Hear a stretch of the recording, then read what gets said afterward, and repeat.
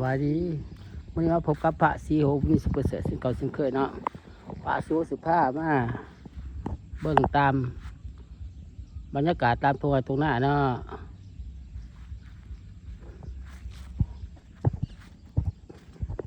บรรยากาศตามตรงให้ตรงหน้าให้ดูให้ชมบรรยากาศตามตรงให้ตรงหน้าให้ดูให้ชม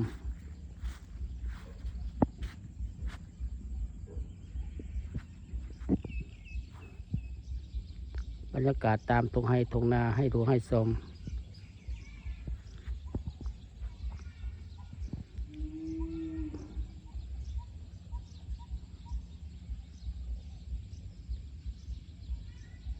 ฝากติดตามช่อง YouTube ของพระสิโหปุณนี้10%เด้อกดไลค์กดแชร์เนาะ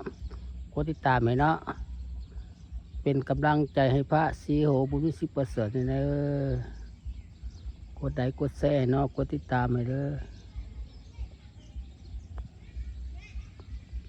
ภาพบรรยากาศตามตรงไงตรงหน้าแคมบ้านเนาะไล่เอามาให้ดูให้ชมให้FCลาวไทยแต่ต่างประเทศเขาดูเขาชมตอนคามมาตอนแรกเนาะบรรยากาศตอนแรกบรรยากาศตอนแรกของบันสุกบันที่31/2026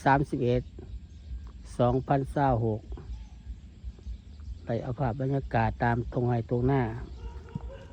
ตามแคมบะเนาะมาให้ดูให้ชมมาให้ดูให้ชมให้FCลาวไทยต่างประเทศเขาดูเข้าชมภาพบรรยากาศตามตรงให้ตรงหน้า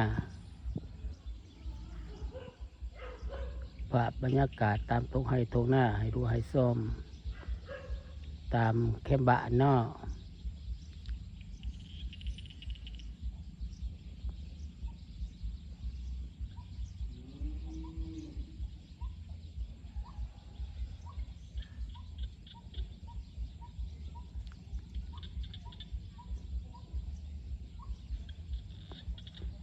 ฝากติดตามช่อง YouTube ของพระสีโหบุญมีศรีประเสริฐให้เด้อกดไลค์กดแชร์แล้วกดติดตามให้เนาะเป็นกำลังใจให้พระสีโหบุญมีศรีประเสริฐใน FC ลาวไทยและต่างประเทศให้เขารู้เข้าชมช่อง YouTube ของพระสีโหบุญมีศรีประเสริฐ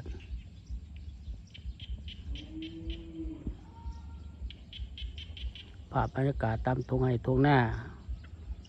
แคมบ้านเนาะหน้าแคมบ้านไล่เอามาฝาก FC ลาวไทยและต่างประเทศให้ดูให้ชมช่อง YouTube ของพระสีโหบุญมีศรีประเสริฐ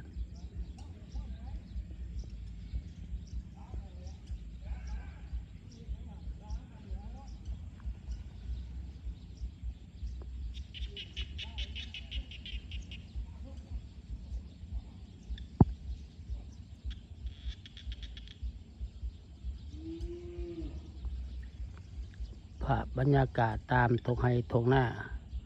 ไล่เอามาให้ดูให้ชมให้ FC ลาวไทยและต่างประเทศเขาดูเขาชม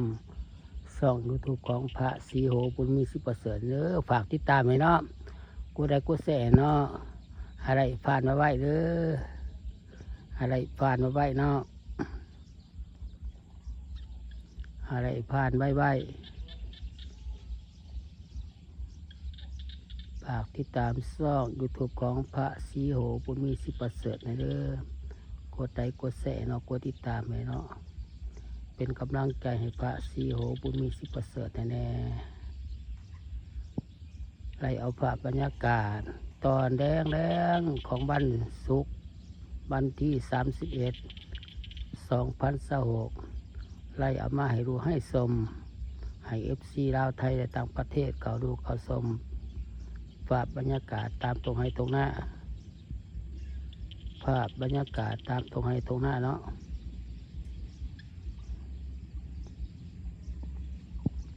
ภาพบรรยากาศตามตรงให้ตรงหน้า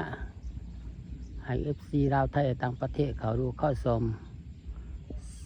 ช่อง YouTube ของพระสีโหบุญมีศรีประเสริฐให้ได้เด้อกดติดตามให้เนาะเป็นกำลังใจให้พระสีโหบุญมีศรีประเสริฐแน่อะไรพันมาไว้เนาะ พามาหรูมาส้มตามทงไห้ทงหน้า ตามตรงไห้ทงหน้า